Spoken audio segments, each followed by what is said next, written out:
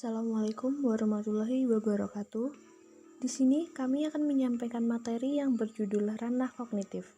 Kelompok kami yang beranggotakan Aan Maisila dan David Rifki. Menurut Driver, pada tahun 2000, disebutkan bahwa kognitif adalah istilah umum yang mencakup segenap model pemahaman, yaitu persepsi, imajinasi, penangkapan makna, penilaian, dan penalaran. Menurut Chaplin, pada tahun 2000, dikatakan bahwa kognitif adalah konsep umum yang mencakup semua bentuk mengenal, termasuk di dalamnya mengamati, melihat, memperhatikan, memberikan, menyangka, membayangkan, memperkirakan, menduga, dan menilai. Menurut Piaget, pada tahun 1975, menyebutkan bahwa kognitif adalah bagaimana anak beradaptasi dan menginterpretasikan objek dan kejadian-kejadian di sekitarnya.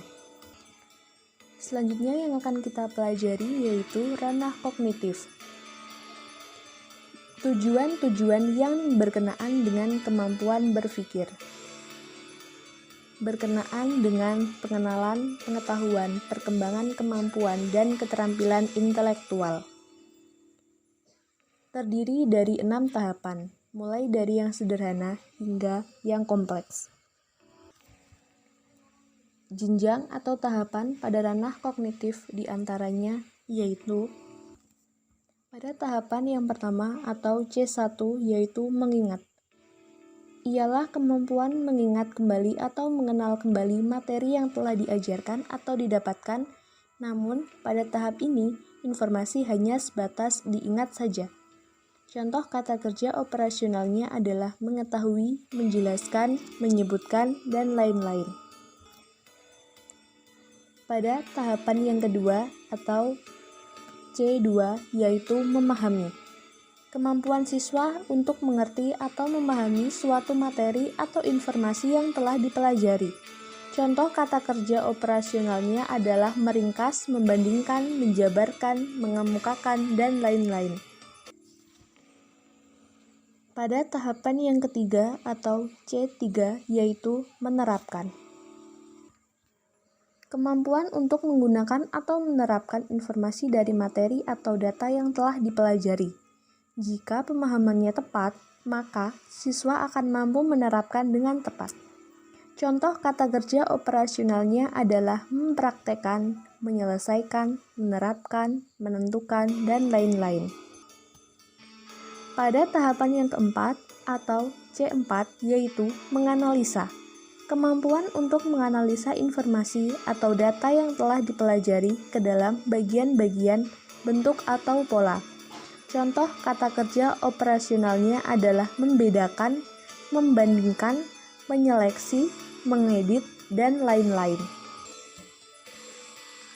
Pada tahapan yang kelima atau C5 yaitu mengevaluasi. Kemampuan menilai manfaat suatu benda atau hal untuk tujuan tertentu berdasarkan kriteria yang jelas. Pada tahap ini, siswa mampu menghasilkan informasi atau data konkret sebagai hasil analisanya.